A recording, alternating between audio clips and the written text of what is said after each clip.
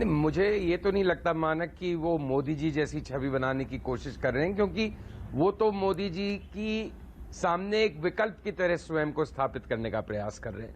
लेकिन ये जरूर बात सही है कि भारत जोड़ो यात्रा से राहुल गांधी के विरोधियों को भी ये स्वीकार करना पड़ेगा कि उनकी छवि नए ढंग से गढ़ी जा रही है, और उससे जो नए ढंग से छवि गढ़ी जा रही है उससे फिलहाल तो आगे आने वाले समय में कितना लाभ क्या होता है, कैसे होता है, लेकिन फिलहाल तो उससे कोई नुकसान नहीं दिख रहा, लाभ ही लाभ दिख रहा है। क्योंकि अब कोई भी मतलब कांग्रेस और राहुल गांधी के विरोधी भी अब पप्पू नहीं कहते। अगर अमित शाह जी ने राहुल बाबा करके अभी एक भाषण में बोला कि 1 जनवरी 2024 में मंदिर बनेगा और उस समय राहुल बाबा का क्या कुछ इस तरह के बयान, तो अब राहुल बाबा जो आज से 6 महीने साल भर में जो रेजोनेंस आता था या जो उसकी गूंज उठती थी कि लोगों को भी मजे आते थे, जो विरोधी थे खासकर वो और उसको एंजॉय करते थे कि राहुल गांधी खिल्ली उड़ रही है, तो वैसा कोई रिएक्शन नहीं है अब। क्योंकि अब राहुल को अमूमन कोई बाबा नहीं मान रहा, कोई बच्चा पप्पू टप्पू मतलब इस तरह की बातें जो उनके साथ जुड़ी हुई थी, अब वो एक खास तरह का टारगेटिंग हुई थी राहुल गांधी की, और कुछ उनके बयानबाजी भी टू बी ऑनेस्ट ऐसी हो जाती थी बीच बीच में कि उस छवि को और कहीं ना कहीं मजबूती मिलती थी। तो वो छवि तो ढह गई है पिछले 2-2.5 महीने में। अब वो दूसरे एक्सट्रीम पे जा रहे हैं, मुझे ये समझ में नहीं आ रहा। एक बात तय है, राहुल गांधी धर्म ग्रंथ पढ़ रहे हैं, वेद उपनिषद पढ़ रहे हैं, गीता पढ़ी है, शिव जी के ज्ञान की बातें कर रहे हैं, रामचंद्र जी की बात कर रहे हैं, तपस्वी और तप और पूजा का अंतर समझा रहे हैं।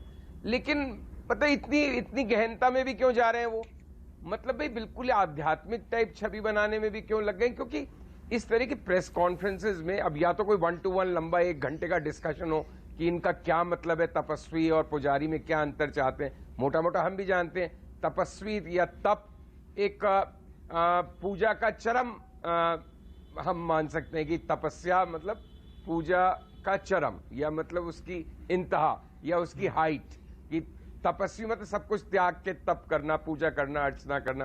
कोई हिमालय में कोई बैठा है, औगड़ बाबा बैठे हैं, साधु बैठे हैं, अभी 2 दिन से वीडियो चल रहा है कि किस तरह से बिना कपड़े पहने बहुत ही एक लंगोट बांधे इतनी -डिग्री में तपस्या कर रहे हैं सवेरे 3 बजे साधु। बट इन एनी केस बात यह है कि एजेंडा रोज राहुल गांधी सेट कर रहा है, बीजेपी रिएक्ट कर रही है।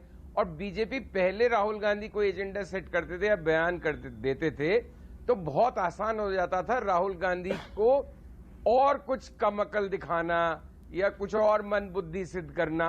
अब उसमें बहुत जोर आजमाइश हो रही है, अब इतना आसान नहीं हो रहा।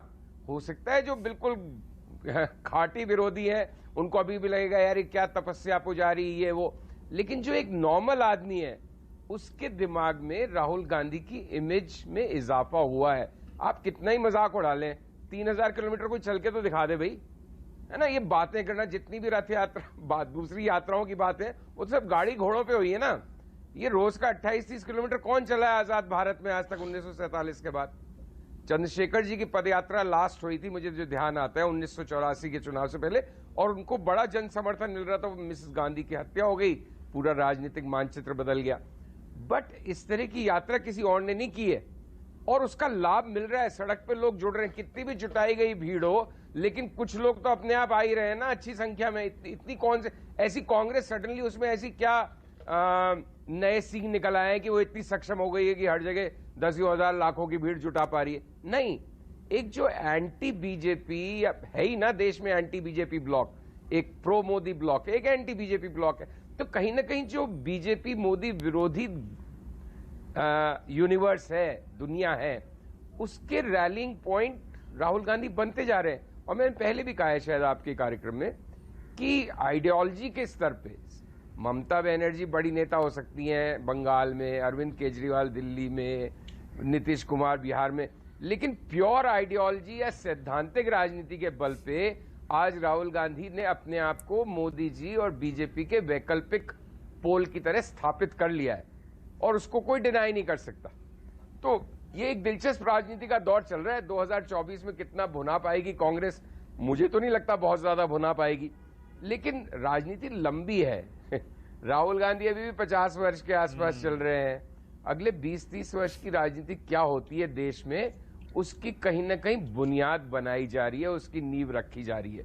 अब भविष्यवक्ता तो हम में से कोई भी नहीं है, लेकिन ये कोई भी, मैं इस बात से तो जरा सा भी सहमत नहीं हो सकता कि पिछले 3 महीने की यात्रा से राहुल गांधी की छवि और कांग्रेस को चाहे 2% का, चाहे 20% का, चाहे 50% का लाभ ही हुआ है, हानि कुछ नहीं हो रही। और कोई हिंदुत्व और सॉफ्ट हिंदुत्व, ये सब बातें इसलिए अजीबोगरीब लगती हैं कि भाई कोई हिंदुत्व का कॉपीराइट है क्या किसी दूसरी पार्टी के पास? क्यों नहीं है? ये सब भी हिंदू हैं, ये सब भी पूजा अर्चना करेंगे, ये भी जाएंगे।